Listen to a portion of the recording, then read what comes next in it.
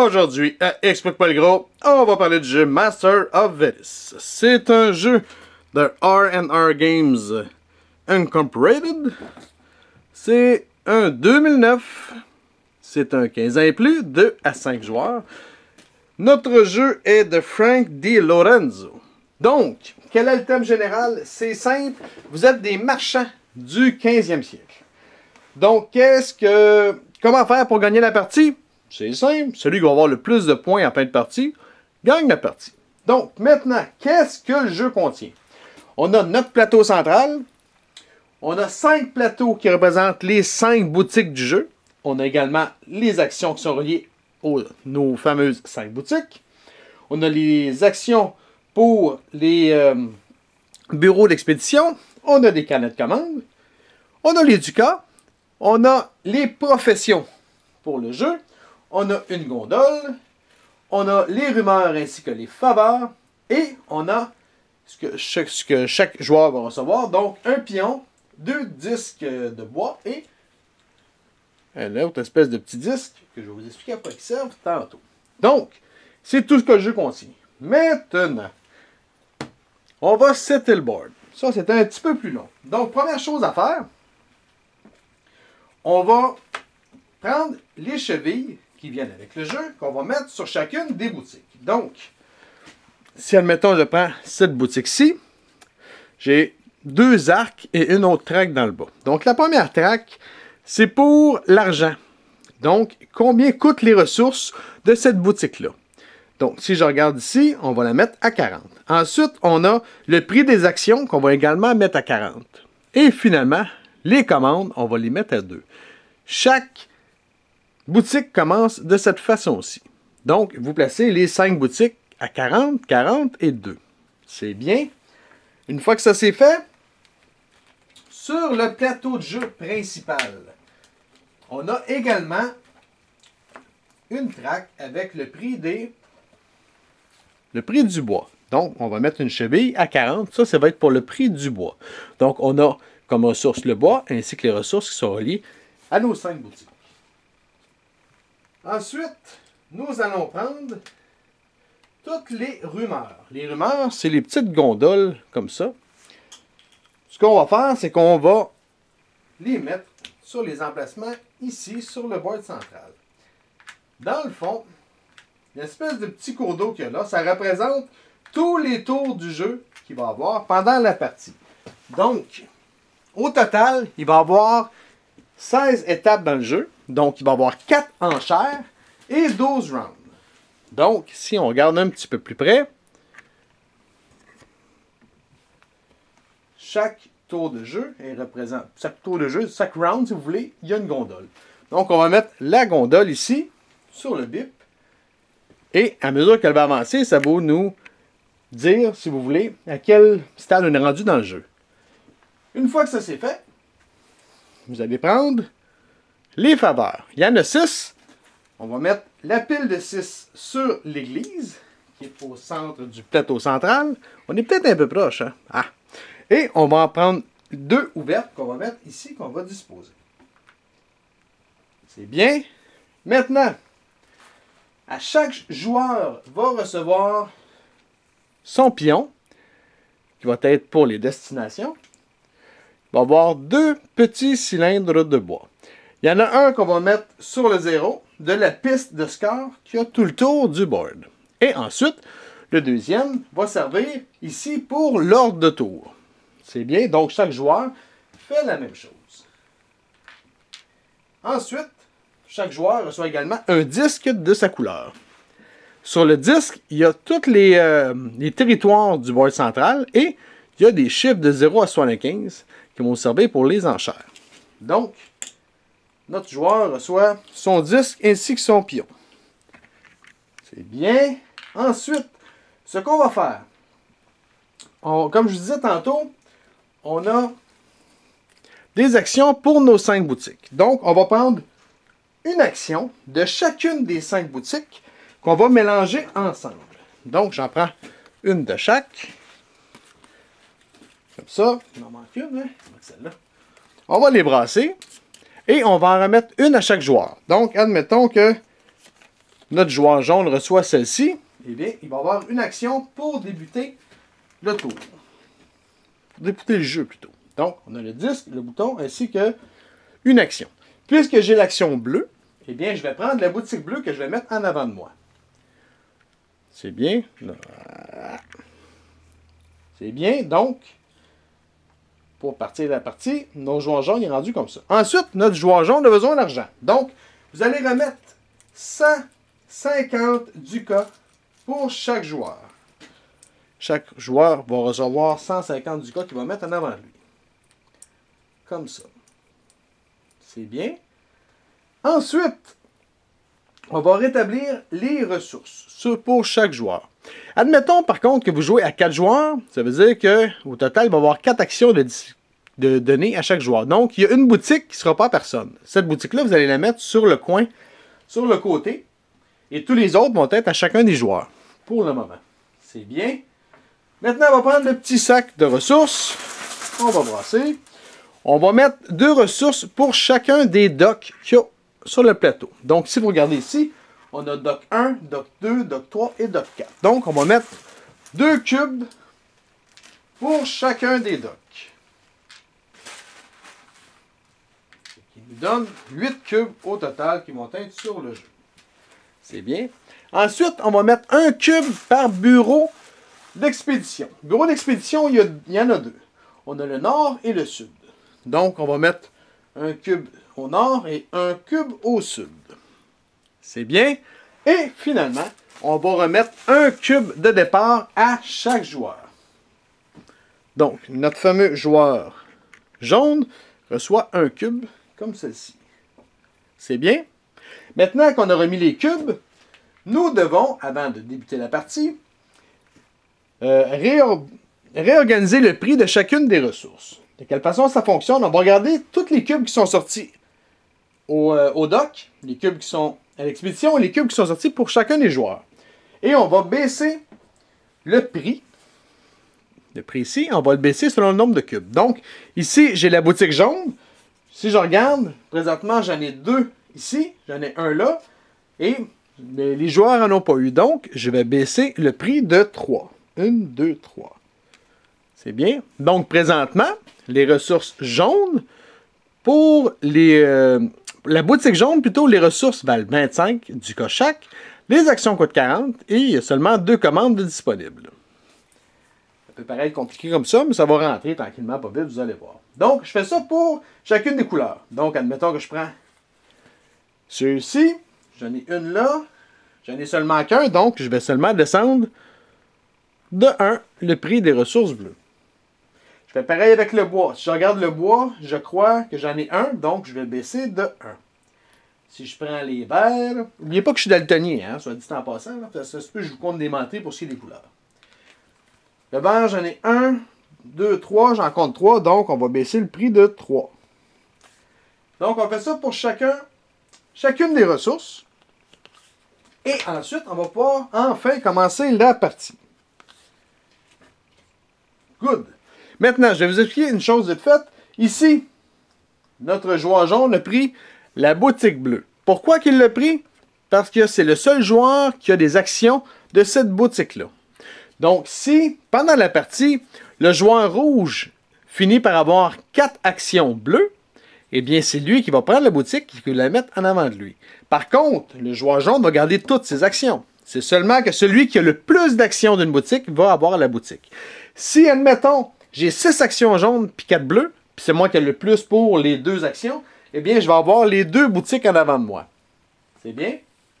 Donc, peu importe le nombre de boutiques que vous avez, si vous avez le plus d'actions, c'est vous qui avez la boutique. Si vous avez plus d'actions pour les 5 boutiques, eh bien, j'ai les 5 boutiques en avant de moi. C'est bien? Donc, maintenant que tout est fait, on peut commencer la partie. La manière dont ça fonctionne, c'est que dans le jeu, il va y avoir 4 enchères. À quoi servent les enchères?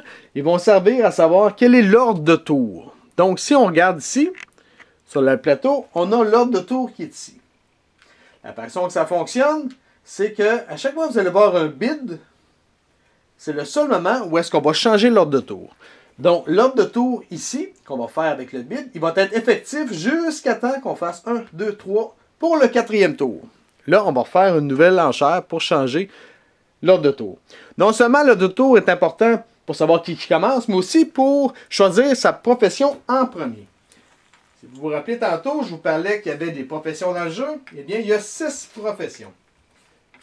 Les professions, ça va être des petits bonus que vous allez pouvoir faire à votre tour. Donc, si, admettons, que j'ai le... Il y a un des personnages qui va vous permettre, si vous allez ici, d'avoir un cube supplémentaire, eh bien, si vous avez le personnage, vous allez pouvoir le faire. Sinon, vous ne pouvez pas. Donc, l'ordre de tour va être important également pour ça. Donc, de quelle manière ça fonctionne? Chaque joueur a reçu un disque avec des montants de 0 à 75. Donc, sans que personne ne le voit, vous allez placer combien vous voulez mettre de ducats pour choisir l'ordre de tour. Je décide de mettre 25. Chaque joueur va mettre quelque chose de caché. En même temps, on va tout le révéler. Donc, celui qui va avoir le plus va être le premier joueur, et ainsi de suite jusqu'au dernier.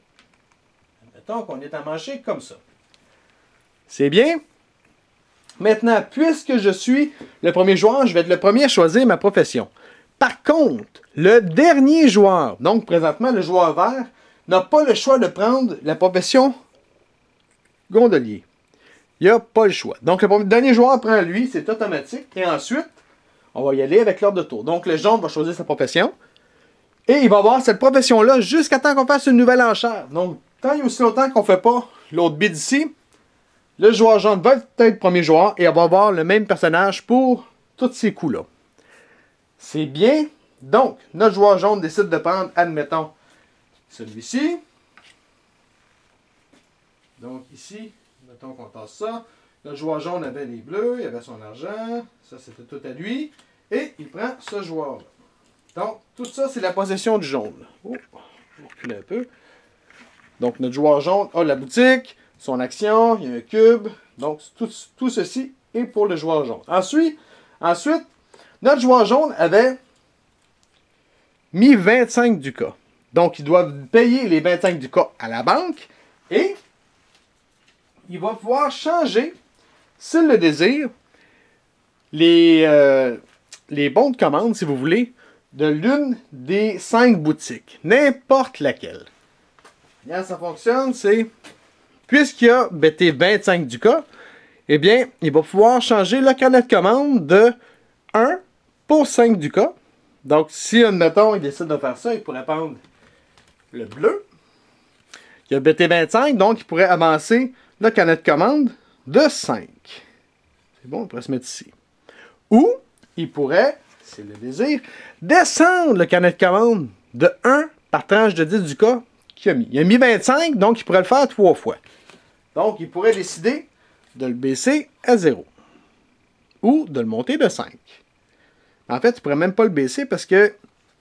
Il ne pourrait pas le baisser parce qu'il faudrait qu'il baisse de 3, puis il peut rien que le baisser de 2. Donc, il ne peut pas le faire. Donc, il peut seulement monter. Mais, s'il veut, même s'il n'est pas le... C'est pas lui qui a la boutique bleue, il peut le faire quand même. Si, admettons, je sais pas moi, le joueur bleu, il a la boutique jaune, mais il pourrait faire sur n'importe quelle boutique, même si elle ne lui appartient pas. C'est mieux dit de même. C'est bien. Donc, chaque joueur va faire la même chose. Notre joueur bleu, il avait mis, admettons, il avait mis 15 ducats.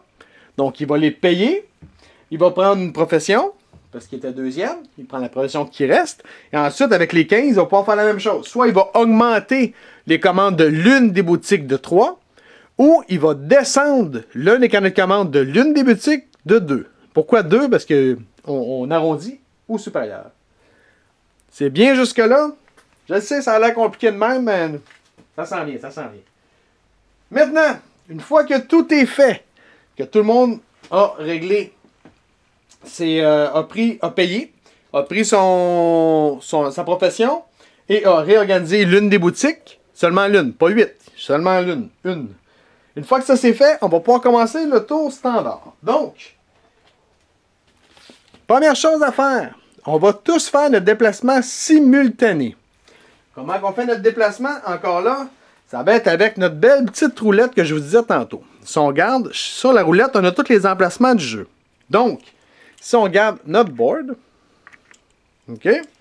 Ici, on a deux types de territoires. On a les territoires partagés et les territoires standards. Les territoires partagés, c'est simple, c'est ceux qui sont en périphérie de notre board. Donc, si on regarde ici, on a la guilde. On a la guilde qui est ici. Ici, on a le stock market. Ça, c'est ça. Stock market qui est ici. Ici, on va avoir toutes les boutiques, toutes les shops. Et on a les docks. Donc, les shops, stock market, guild et les docks sont des actions partagées. Je vais vous expliquer qu'est-ce que ça veut dire éventuellement. Et dans le centre, on a l'église. On a le bureau d'expédition nord, le bureau d'expédition sud, et finalement, le market, le marché. C'est bien. Donc, sur votre petite roulette, vous allez mettre où est-ce que vous voulez aller. Donc, si je vais aller au dock, je vais mettre dock. Personne ne voit où est-ce que je mets mon petit curseur. Chose importante, si je suis présentement au dock, je ne peux pas retourner au dock tout de suite. Il faut absolument que je me déplace à chaque tour. Donc, si vous étiez au dock, vous n'y retournez pas. Vous pouvez aller au shop et ensuite retourner au dock le cours d'après si vous voulez. Mais il faut absolument que celui que vous allez mettre, il ne faut pas que vous soyez dessus présentement. Donc, tout le monde veut le faire cachette. Ensuite, on va tous les dévoiler en même temps. Une fois que c'est dévoilé, on va mettre notre petit bonhomme à l'endroit où est-ce qu'on a décidé d'aller. Mettons qu'on est à manger comme ça. Par exemple. Donc, tout est placé. Le déplacement est fait. Ensuite, on va y aller avec les actions. Pour les actions, c'est simple. On va toujours commencer par l'ordre de tour. Donc, on va commencer par jaune. Ce qui veut dire que jaune, présentement, il va activer le territoire des docks. Puisqu'il y a deux joueurs qui est sur les docks, eh bien, le joueur jaune va l'activer et on va jouer tous les joueurs qui sont sur cette case-là. Première chose. Donc, jaune va commencer et ensuite, ça va être rouge. Ensuite, puisque c'est une action partagée, comme on disait tantôt, ça veut dire que jaune va commencer, rouge va commencer, et ensuite, tous les autres joueurs vont pouvoir jouer sur cette action-là, puisqu'elle a été activée. Donc, jaune commence, ensuite rouge, et ensuite, on va y aller avec le joueur qui est assis à la gauche du joueur rouge. Donc, admettons que ce serait jaune, rouge, puis assis à côté de rouge, c'est, mettons, vert, mais le vert va pouvoir faire une action dock, ensuite, noir, si c'est noir qui est assis à côté du vert, etc.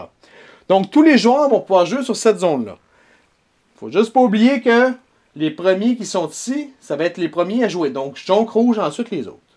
Maintenant, une fois que ça va être fait, que cette action-là va être faite, on va y aller avec la deuxième action. C'est-à-dire le deuxième joueur. Jaune a joué, on va tomber à bleu. Bleu est ici, au bureau d'expédition nord. OK, c'est bien. C'est une action qui est non partagée. Ce qui veut dire qu'il y a seulement le joueur bleu qui va jouer sur cette case-là. Donc, jaune va jouer ici. Ensuite, rouge, ensuite tous les autres joueurs. Ensuite, bleu va jouer ici seul parce que c'est une action non partagée. Ensuite, on tombe à rouge. Rouge a déjà joué puisque jaune avait activé la zone déjà. Donc, on passe par-dessus et on tombe à noir. Noir est ici au market. Donc, c'est une action non partagée. Donc, il est tout seul à jouer là.